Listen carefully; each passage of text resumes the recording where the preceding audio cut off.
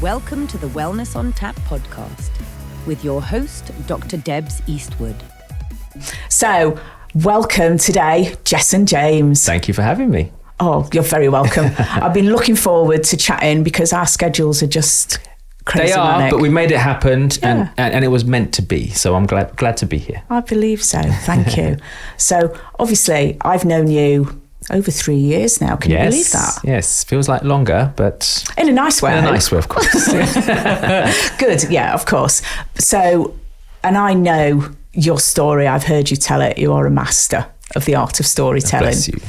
So I appreciate that quite a lot of people here may well not know your background and why I felt so drawn to you, which was a shared sort of health history, very different content, but a shared health history. Yes. Would you be willing to share your story? Absolutely. How long we got? No, I don't want to be here all day, but to cut a long story short, I'm an ex-psychiatric nurse by trade, hence why we get on, our clinical background, so to speak, and we're about helping people. Yeah. And I think for me, that innate desire to help people started from an early age, as young as 7 years old, and that is purely because I grew up in East London, and back then it was different. Let's put it that way. It's not amazing now for anyone living in East London, but when I was growing up, I was subjected to racism, to being laughed at because I was wearing secondhand clothes and wearing my brother's hand-me-downs and all that kind of stuff. And I'm a big believer, Debbie, that from pain, love is born. Yep. So because I suffered, I didn't like seeing other people suffer. So I was that kid who would stand up against bullies who were bullying other kids, and I'd help the other kids who people didn't look after. And I remember giving my sandwiches away every day really to another kid who was similar age. And I don't know how it happened in those days, how does a kid go to school with no food, but he had no food. And he was one of those kids who no one would play with. He was a little bit disheveled, ousted almost. And I just used to give him my food, but I never used to tell my mum. Because I thought I'd get in trouble. So I used to go home hungry and not say anything and just wait, because I knew I'd get fed in the evening. And then one day I just said to my mum, I'm really hungry after school. She said, well, what happened to your packed lunch? And I said, well, I've been giving my sandwiches away. And so I did get in trouble, but for different reasons. And that was for not telling her sooner. Oh, bless. So that she could pack some extra ones. So she used to give me double sandwiches to go and help this kid. But my point is I've always wanted to help people. Yeah. It's always been in me. I watched my mum do it. I watched my dad do it. So becoming a nurse wasn't and this is no disrespect. I've got a lot of colleagues who've come from abroad to work here as nurses, and they've got residency as doing that. I was born and bred here in the UK. I didn't go into nursing to get a freaking passport. Let's not dress that up. Right? I got into nursing because I care. And nobody gets into nursing for the money, let's be honest. No, definitely not. So I guess what I'm trying to say is that caring for people has always been in me. I worked in the private sector as a psychiatric nurse when I qualified at university for a few years. I became the youngest ward manager in the UK at 27 years old, which was pretty cool. And in the private sector, actually, you go through the ranks a lot quicker than the NHS, let's be honest. However, when you become somebody who's a manager in the private sector, especially a ward manager, you're still a nurse. You've still got to look after your patients. You've still got to manage a team and all that kind of stuff. But one of the other things I was tasked with was to go and sell beds to the National Health Service. So bums on beds is what they called it. So I did that, which was great. I made my employer over £6.5 million in 2 years. Wow. However, at the tail end of the recession, sort of July 2009, my employer told me that they don't need me anymore. So I'm sure a lot of your listeners and viewers can align with feeling betrayed. I'm sure you can as well. Oh, yes. Yes. Not a nice feeling. And that's how I felt, because I gave my all to this company. Bearing in mind, I worked there as a support worker at the age of 19 years old whilst I was studying, and then went back and worked there as a nurse. So I'd given a good chunk of my life to this place, and I really contributed to it. I treated it like it was my own. And unfortunately, it wasn't reciprocated.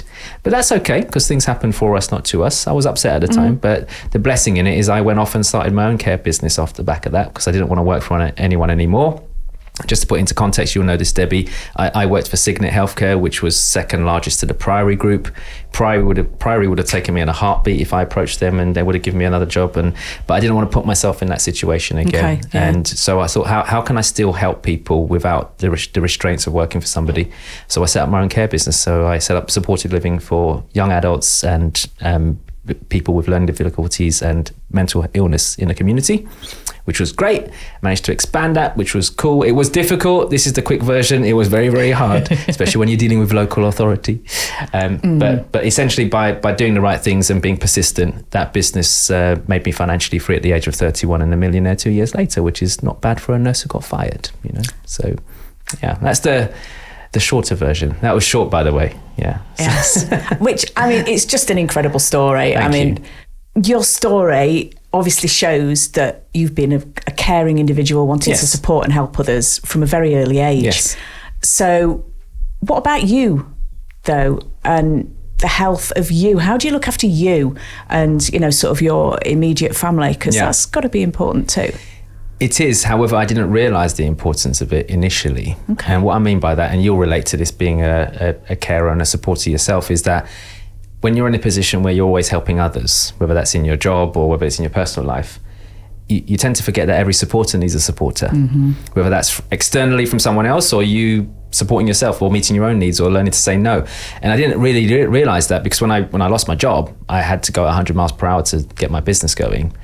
And it struck me one day when I realised that actually, if I got sick for the next 6 months and couldn't work, what would happen to all of this? And it just hit me in the face. And I was like, oh my gosh, this would all fall apart. So I realised that very quickly, and I think a lot of people can align with this, is I wasn't an asset to my organisation and I wasn't an asset to my family. I was actually a liability.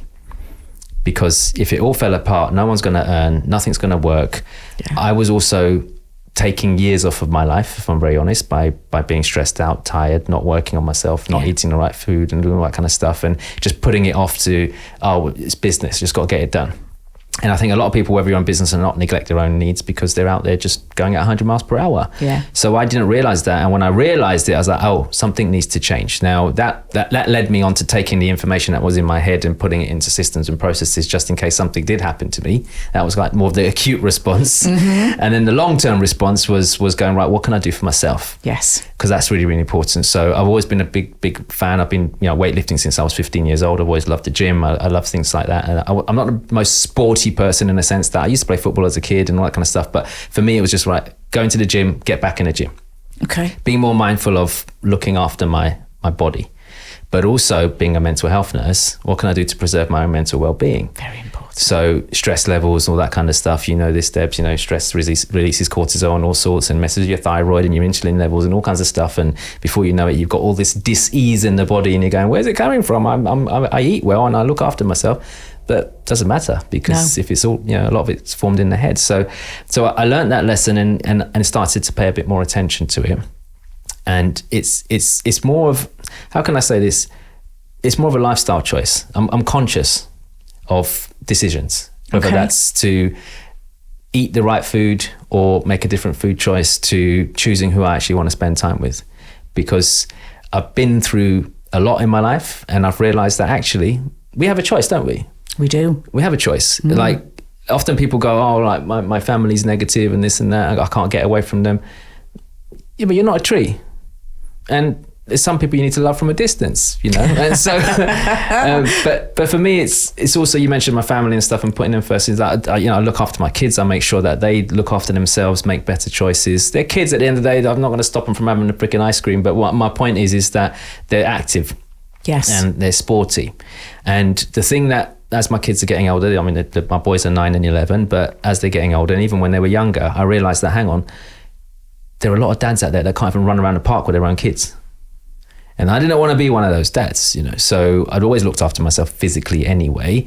But a few years back, we took up boxing together. So I did boxing with my kids and all that kind of stuff. And, I'm actually proud of the fact that I'm also adding years to my life, not just in time, but I believe there's our lifespan and then there's our health span. Okay, explain. And what I mean by that is our lifespan. Let's say we're going to be on this earth for 80 years. Okay. I'm going to live till I'm 150, just so we're clear. Good. But let's say we're on this planet for 80 years. That's our lifespan. Yeah. At what point does our health span end and then we remain on this world ill? And what I'm trying to say is how many, this through your work, how many older people are there out there who are in their 60s, their 40s, their 60s, their 50s, 70s, 80s or whatever. They could actually be quite fit if they did certain things beforehand, but now they're dependent on the system, can't mobilize, all that kind of stuff, whatever. Yeah. It's because they hadn't looked after themselves. Yes. So now their lifespan has overtaken their health span, and now the rest of the years are going to be ill. So I would love to be in a position where both my health span and my lifespan align, and that when I leave this world, I leave this world healthy, and I die of natural causes. And there's case studies all across the world of people who live into their hundreds who are perfectly fine, perfectly mobile, perfectly doing everything, and just died of old age. Yeah. I want to be one of those people.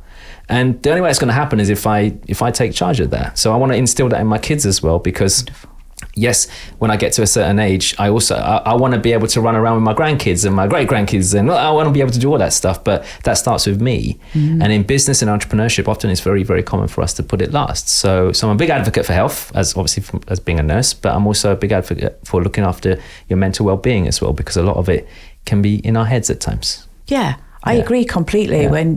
When you were saying about the dis-ease that often comes, it starts in our heads. Yes. And it manifests itself in the body. Yes. I mean, it just made me think about future generations. And, you know that because of your background. I know that. Some of the listeners will know that. Yes. But there's an awful lot of people out there that don't have any awareness of that link. No. Do you think then that there should be some education built in to our system? Because I'm going to guess that you're going to agree with me that there's not a lot of that about at the moment. There isn't. The problem is, and call this a conspiracy theory, the problem is, and I've seen it firsthand being a nurse, is I believe a lot of the departments are linked together to serve each other. So I believe the food industry is linked to the pharma industry, and I believe the pharma industry is linked to the food industry. I think they feed each other. Have this, get sick, I'll give you some pills. And that, because look, for example, why is it more expensive? Why is it more expensive to buy a piece of fresh fruit, but a piece of processed fruit is peanuts? Yeah. Why are tin fruits cheaper than a fresh fruit? Why, there are so many things out there that are unfortunately unavailable for everyone. And everyone talks about, you should be eating whole foods, you should be eating healthier. Yeah, you're right. Is it affordable though? Not for most people. No. When there's families out there who and obviously Debbie, I did the show, Rich House, Poor House and stuff and things like that. I had to live on 52 quid for the week. Yeah. And I'm like, my kids spunked this on breakfast. How the hell am I going to survive? But then I realized, hang on a minute. There must be a way, but it was hard. Yeah. You go and buy Whole Foods on 52 quid and everyone go, oh no, but you just have to buy a bit of meat. It's not enough. No. It's not enough, and that's. But you can easily buy a bag of chips, and you could buy this. All the processed stuff is super, super cheap. Yeah. So I appreciate everyone. There's lots of influencers out there banging on about eat Whole Foods, this and that, and they're parading around buying like 20 tons of meat and stuff, which isn't cheap. Fine for you, but to the normal family who's struggling and can't afford, can't put the lights on and stuff. Yeah. They're gonna eat what they can, survival. So, but then they get sick. And because they get sick, they become dependent on the system, on the services. So that's why you see a lot of people who are unhealthy and unwell draining the services. So they're linked. But then taxpayers pick up the bill, farmer make the money, food industry make the money, comes back down to the taxpayer. Let's just pay more money to support the NHS. So as much as I love that there should be more education around this, education without the resources put in place for people to use, they mean nothing. So we can educate people all day long, but unless you make it accessible for them to have healthier foods, to live a healthier life, then you're going to struggle. And I think that's where the government are failing us, because they're not leading. And I believe leadership requires a bit of control. Okay. And what I mean by that is everyone wants to be liked. So the leaders, you saw this leading up to the election, right? Everyone wants to be liked. The politicians say whatever they need to say to get the vote. Absolutely. Fine. But I don't want someone who's going to please everyone to be in control. I want people who are going to take charge and put a few noses out of joint to be in control. Why? Because that's what true leadership is. You do need to control situations. Yeah. I don't think anybody wants to have a leader who is sitting on the fence wanting to please everybody, because now I've got no faith in your ability to control a situation. Yes, very true. Right? It's like what's going on in the media right now. There's no control. No one is controlling what's going on in the streets. There's zero control. It's all about human rights, politically correct. We can't do this, we can't do that, whatever. No, Deploy the freaking army, take control of the situation, and then the citizens of this country will feel a bit safer. Why? Because their leaders are in control. That's what we want. Yeah. But no one's taking control when it comes to health. No, I agree. We're great at talking about it. We're wonderful at creating policies. I mean, you know this in the NHS. We're great at creating policy after policy. We're great at having 20 different managers managing that manager and this person, that. We're great at all the bureaucracy.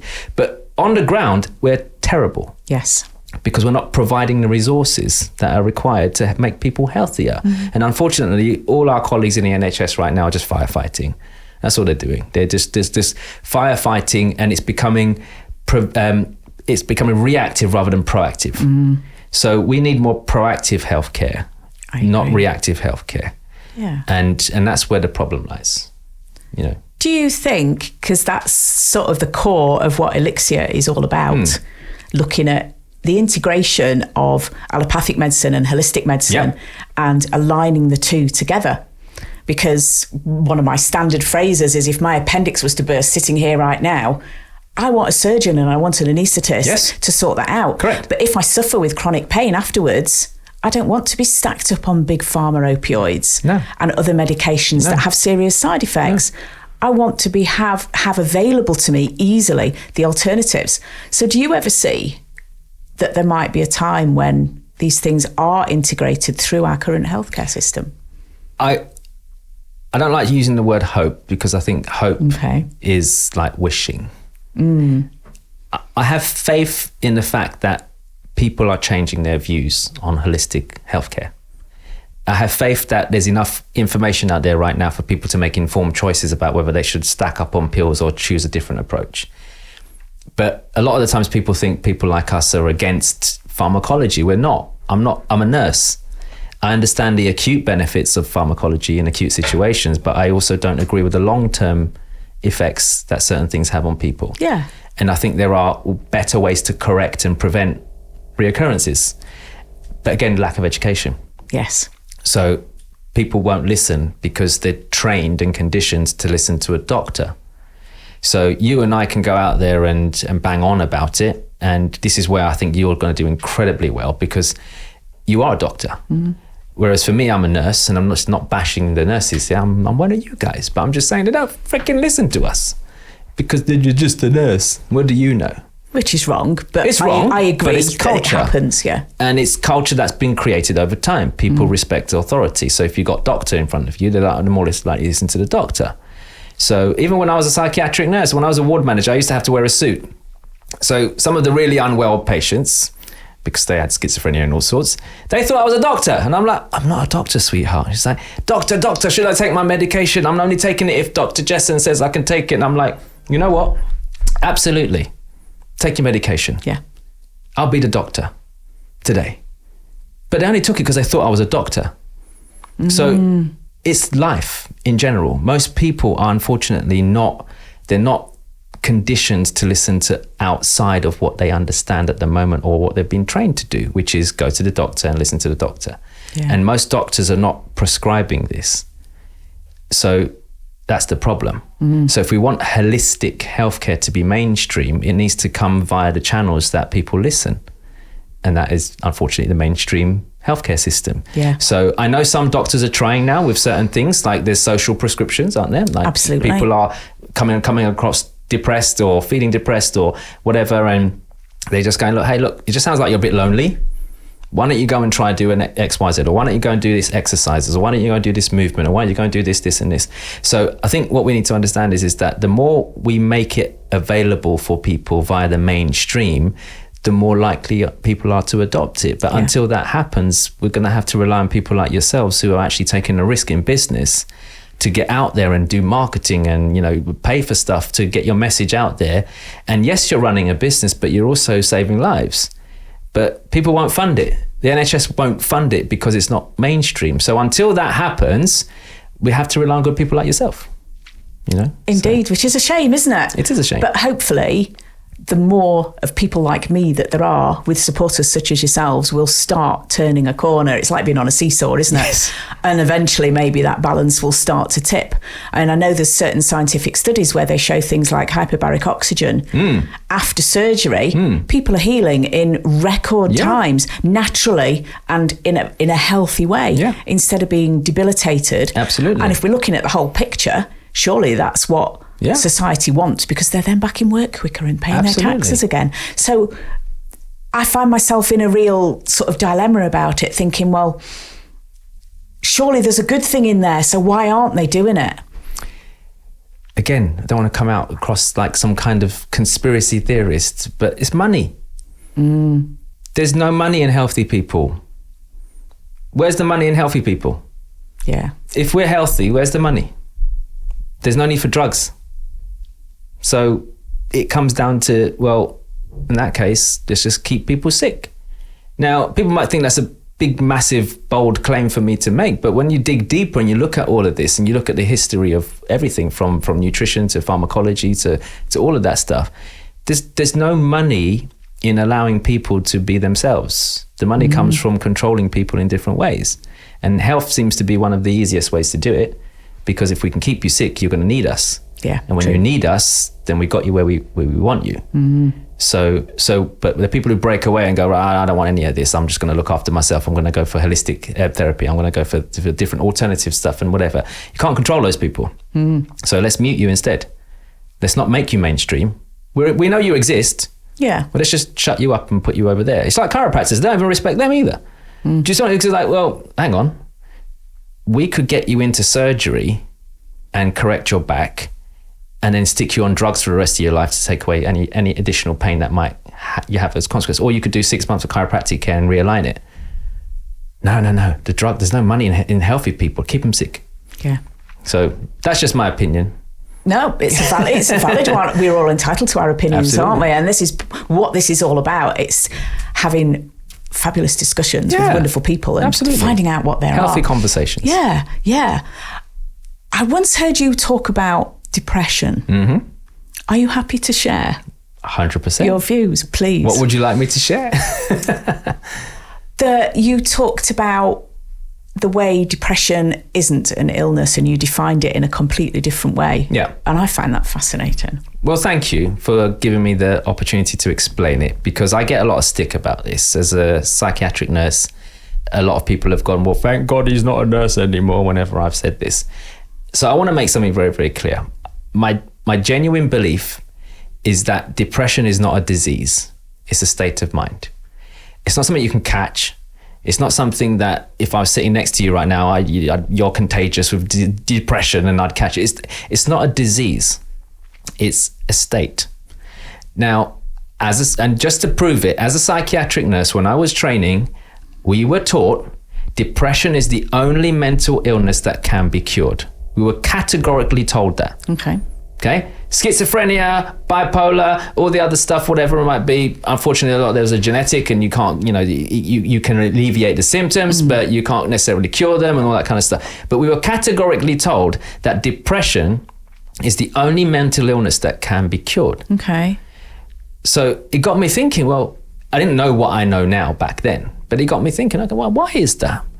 And then I realized that actually depression is focus-led, it's dependent on your state, and it's a set of behavioral patterns. Okay. Yeah. So if you look at the DSM-5 or whatever the latest version of Diagnostic and Statistical Manual is, Gets bigger, doesn't it? Gets bigger. They're always changing it.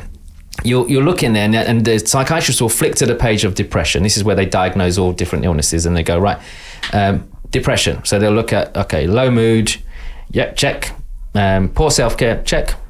Socially withdrawn, check. Poor appetite, check. Poor sleep, check. Not wanting to talk to people, check. They go, yep, you got depression. What they fail to realize is that DSM-5 is an instruction manual on how to do depression. Right? I love that. So it's an instruction manual on how to do depression, which presupposes if you can do depression, you can do happiness. So if you behave in a certain way, you'll be depressed. If you behave in a certain way, you'll be happy. Now, I used to joke with my patients who were depressed, and this might sound horrible, but just hear me out on this before people start cancelling their subscriptions to your podcast. I used to have patients come up to me on the ward and go, Jessen, can you help me with my depression? And I'll be like, nope, you're already an expert at that. I can't help you anymore. And they'd laugh. Yeah. They'd laugh their heads off. They'd all be like, we're laughing together, we're all laughing. I'm like, hey, what are you laughing for? Go back to being depressed. And they're like laughing their heads off. I say, where's your depression gone? That's gone. In that moment. Yeah. What does that prove to you? It's focus led. There's a focus at a time. So even if someone who's depressed, they can't tell me they're depressed 24/7. Because when you're asleep, you're not depressed. Did you say like this? You're not constantly depressed. Like you are experiencing depression. You don't have it. It's not a tangible thing. If it is, give it to me. Where is it? Do you know what I mean? So it's a state. It's an emotional state. So even down to, I don't know, let's say, look, you're a parent yourself. If your child was in immediate danger, as in they were about to get run over, you had the ability to snap out of it, grab them and pull them out of harm's way. Yeah. Would you do that whilst you're depressed? Or would you go, I can't do that, I'm depressed, and let them die? No, you just immediately go, oh my God. And you'd say, yeah. Where's your depression gone in that moment? You've gone from depressed to superhero in seconds. What's happened? State change, focus change. Yeah. You can go back and feel depressed later on, but right now I need to be a hero. Yes. So you're into hero mode.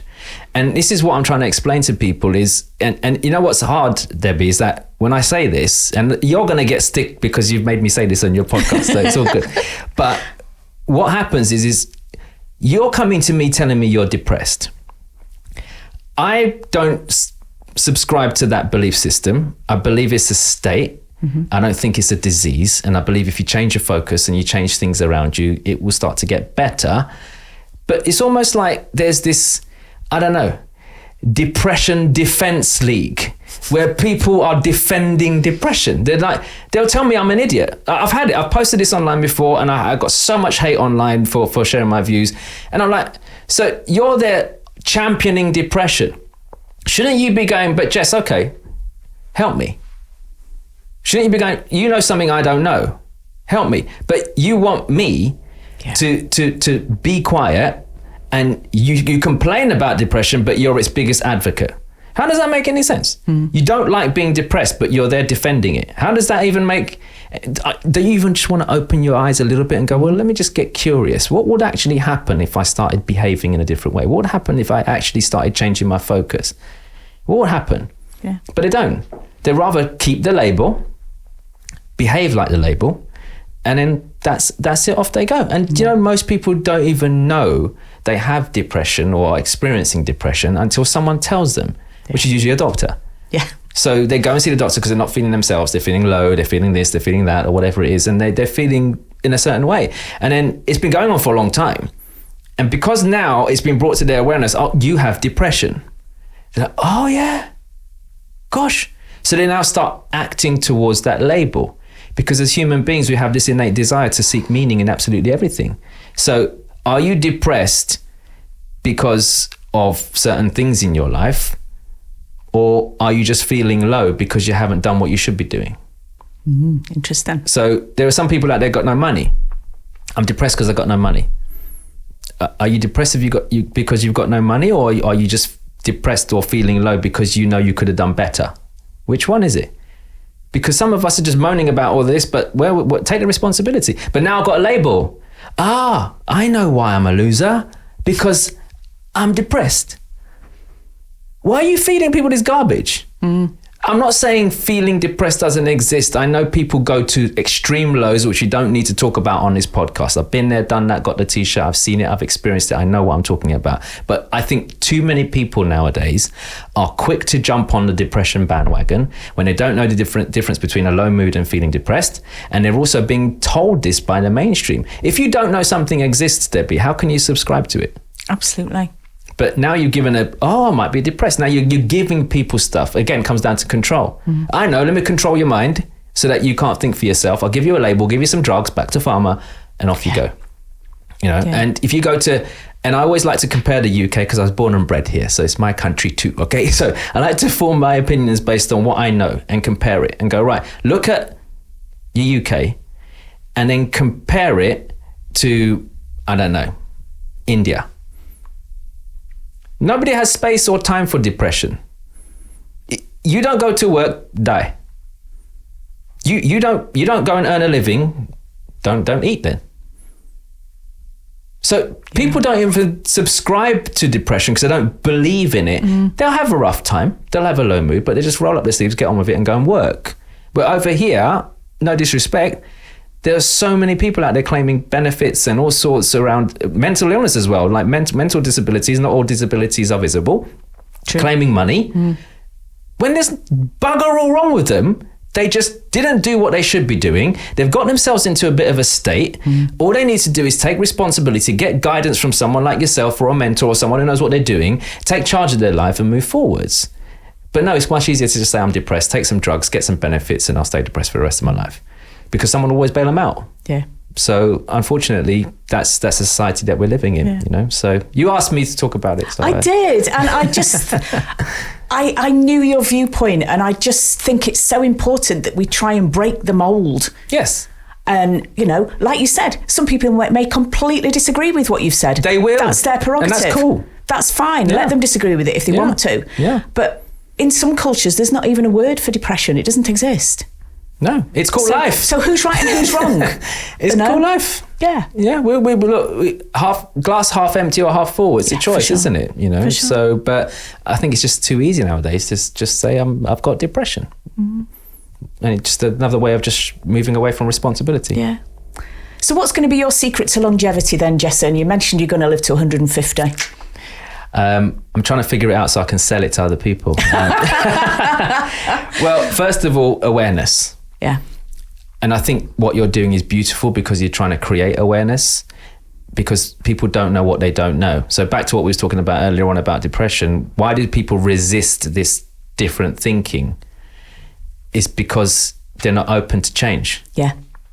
And if you're not open, then it doesn't matter how many people present alternatives to you, you're always going to have a problem with it. Okay. And you're going to reject it. So for me, the biggest step to moving forwards is awareness, right? It's like in addictions, they say the first step to recovery is admitting you got a problem. Yes. So, I got a problem. I don't know how to live till I'm 150. I'm fully aware of that. I have awareness now that something needs to change. But now it's like, okay, what specifically? This is when I need to start listening to people like yourselves. Yeah. Like, get alternative information out. Do your own research. For sure. Look, why do you have to listen to everything that's been prescribed? Do you see what I mean? So have an awareness, have a desire to change, and be willing to try new things and understand. And this is the difference, because pharmacology has a way of telling you that we can get you instant results, whereas holistic care can get you results, but it's a marathon, it's not a sprint. And unfortunately, we're living in a society of I want it now. Yes, that is true. And we want instant gratification. So if you're willing to park that temporary relief for a lifetime of relief and long-term health, then you can change. But if you're always going to go, I've got a headache, I'm just going to take some paracetamol, I'm going to take some ibuprofen, I'm going to take migraine tablets, I'm going to take this because it gets rid of it quickly, but you never go to the root cause of it. Yeah. And you're not willing to suffer for at least a few months whilst you figure out how to look after your body properly so you don't have headaches ever again, then you're never going to change. So sacrifice needs to come in.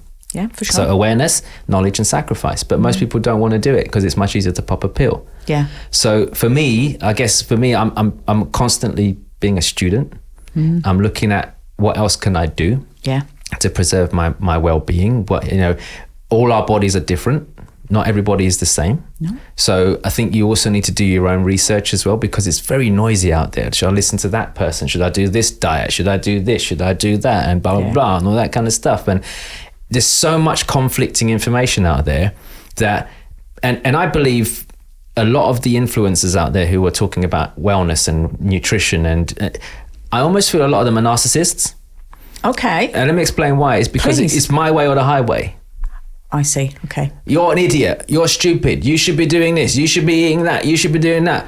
Who the hell are you to tell? Like, who are you? It works for you. It may have worked for your testimonials, but would you agree that perhaps your testimonials are biased because they're the ones that worked? Where the ones that didn't work? I guarantee you there's people it didn't work for. Yeah. So that's proof in itself that it's not a one size fits all. I think there are elements of what these people are saying that could work, but you've got to go, what works for me? Yeah. Find out what works for you. It's like even down to sleep. People are go, oh no, your sleeping's for, I'll sleep when I'm dead. Well, you're going to die pretty soon, mate. Yeah, exactly. Because if you don't sleep, you'll die. Like your body needs rest. We're designed to rest. We are. So this whole 5 a.m. club, like we'll stay up till 1 o'clock in the morning, wake up at 5, and all this kind of like hustle hard, and that's fine. If you want to die, go ahead and knock yourself out. Elon Musk has statistically said, if he doesn't get a minimum of 6 hours sleep, his efficiency goes down by 80% the next day. That's Elon Musk. Okay. He's saying if he doesn't get 6 hours of actual sleep, this doesn't mean get into bed at midnight and wake up at 6. No, because it takes you some time to drift off into your REM and all that kind of stuff and blah, blah, blah. But 6 hours of sleep from Elon Musk. And you want me to listen to that other person who's saying that you sleeps for the week? No, Elon Musk is a pretty influential guy, isn't he? Well, yeah, look, if a multi-billionaire knows what he's talking about, and I want to take a page out of his book. But what I'm trying to say is that find out what works for you. Totally agree. Yeah. Try new things, though. Yeah. I'm always open to trying new things, and you've done some work with me, and you've put some needles in me and all sorts. But good needles. I'm not scared of needles. I'm a nurse. But what I mean is I'm always going, right, what can I do? Because prevention's better than cure. Yeah. So I might not work immediately, but what can I do? So even last week I had a client and a good friend of mine, Dr. Riz, come down, and he brought he's a chiropractor and a holistic practitioner. So he doesn't just do adjustments; he does cupping and all this really cool stuff. Okay. And honestly, I've personally noticed from Wednesday that he was here to now. We're now on a Monday. And I've got this tracked on because I wear a Whoop. I'm not advertising Whoop, but I wear a Whoop. Anyway, my sleep has got better, and my recovery's got better over the last few days. Excellent. Because of what he's done. But it's not just what he did, it's the exercises he's given me to do afterwards. Like there's a lot of my shoulders and everything's been locked up, and it's causing issues with my back and my spine and the whole lot. So but just by becoming aware, trying something new, knowing that actually it's a marathon, it's not a sprint, and I'm still not 100%, but I've got evidence to back up that something's working. I'm sleeping better. If I'm sleeping better, that's just doing me. You're resting and your body's mending itself. Absolutely, but before I was in pain and I wasn't sleeping very well, but I normalized the pain, which like what most people do, because we live with it until it stops us from doing something, and as a result of that, I wasn't sleeping very well. But I'm now going, wow, what would happen? And that was just in the space of a few days. What would happen if I continue what he's asked me to do over the next 12 months? I'll be freaking superhuman. I don't know. But my point is people need to find out what works for them. Yeah. Try new things. This is why what you're doing is beautiful. I don't think people should shy away from it. I think that you're very unique in the sense that you have a clinical hat and you also got a holistic hat. And I think that's going to do you wonders because people are going to listen to you. Thank you. And I think they should listen to you. And I definitely think that people should be open to trying new things. And often, here's one that you'll probably come across a lot. People go, but it's expensive. Mm-hmm. Well, what's the alternative cost? Absolutely. Your health. Yeah. So I don't think this is an investment. There's nothing expensive about this. What's expensive is what you're doing at the moment. Yeah. Because it's temporary. Pop pills, eat crap. Whatever, blah, blah, blah. It's temporary and it's cheaper. This is going to cost you more long run. So why don't you get involved and learn? But just be open. Yes. Just be open. That's all I would say to people. Yeah. I mean, I would like to see people living the winter of their lives, if you like, their last 10 or 20 years with a really damn good quality of life and not struggling. Yeah. Lifespan, healthspan. Isn't that a cheaper way of doing things? Yeah. Isn't that worth every penny you spend in the prevention now? Of course. Unfortunately, most people want stuff right this very moment. They're not. Most people aren't looking towards the future, Debbie. That's true. Most people bury their heads in the sand and go, I'll figure it out when I get there. Or that old saying, I'll cross that bridge when I get to it. Well, how about you won't even live to get to the freaking bridge in the first place? Yeah. Do you see what I mean? But again, it comes down to education. And we can't drag people through this. And it's sad because people like yourself have got a solution for people. And it's sad because you almost feel like you're having to convince them. You don't have to convince them to book an appointment at the GP. No. There's zero convincing there. That is like standard. Oh, call a GP. Yep. You don't have to convince them for that. You don't have to convince them to walk into the pharmacy. You don't have to convince them to pop a pill. Why do we need to convince you to do something that's going to make you live longer? Yeah. Why do I have to convince you? Do you not actually want to live longer? Like, you happy dying early? Some people are. Yeah. You go and talk to some people, they'll tell you, I haven't got time for all of that. If I'm going to die, I'm going to die. How do you help someone with that mentality? So, unfortunately, I think until it becomes more mainstream, you're going to have this terrible time with people who don't want to change. Yeah. But on the other side, there are people who are opening their minds now, becoming more receptive to it. Absolutely. And this is why you're doing what you're doing right now, because it's creating awareness, and you're at the forefront of their mind when they want to make that turn and that change. So I just think, just keep on doing what you're doing. I think just carry on, and more people will hopefully be converted. Oh, I do hope so. Thank you. Pleasure. And I think I haven't got any more questions for you today, my darling. I have a question for you. Please, fire away. What's driving you to do this? Because obviously you've got a background in your clinical background, and obviously you've helped a lot of people, and you've seen what the benefits of working with the healthcare system, but you've also seen the downfalls. Yep. So what's driving you to do all this? So my original why came from losing my little brother 3 years ago. Oh, bless. He was ill during the COVID epidemic and didn't die because of COVID. He died because he couldn't get access to the medical services of the time, because in the way they were restricted. Yeah. And I found myself looking around for alternatives. Now, like most people, I didn't know an awful lot about what was out there. I'd heard of the basic things, your acupuncture, your homeopathy, all this kind of thing. But I didn't know the full span of what's out there. And I probably still don't. And I've done an awful lot of work on it in the last 3 years to try and discover. I just wanted to help him. I wanted to try and look for something to ease his suffering, maybe even cure him. It turns out I ran out of time. And he passed. But that set a fire in my belly. That set a fire in my belly to think, well, who else is there out there who wants to help themselves or somebody that they love? And they don't know what to do about it. They don't know what's out there, how it could help them, and are the people that are doing it actually any good? So I decided that there needs to be a database set up of these people that myself and my other business partners, or people such as yourself that I know and respect, have used their services of these practitioners. They can then go on my database as people that are trusted and will cure A, B and C. Love it. They can then come on this podcast and talk to me as well, so that the whole public can hear them, so that they can see them, so that we can be completely open. Love it. That's beautiful. Well, don't stop doing what you're doing. It's a beautiful thing. Darling. Thank you. I won't. And thank you so much for talking to me today. It's been a pleasure. It's been fun. It's been fun. You might get cancelled after this, but it's all... So. We can edit that bit out. We can cut that bit out. But no, it's been a pleasure. It's been, so thank you for giving me a platform to share my voice. I appreciate it. You're very welcome, my darling. Thank you.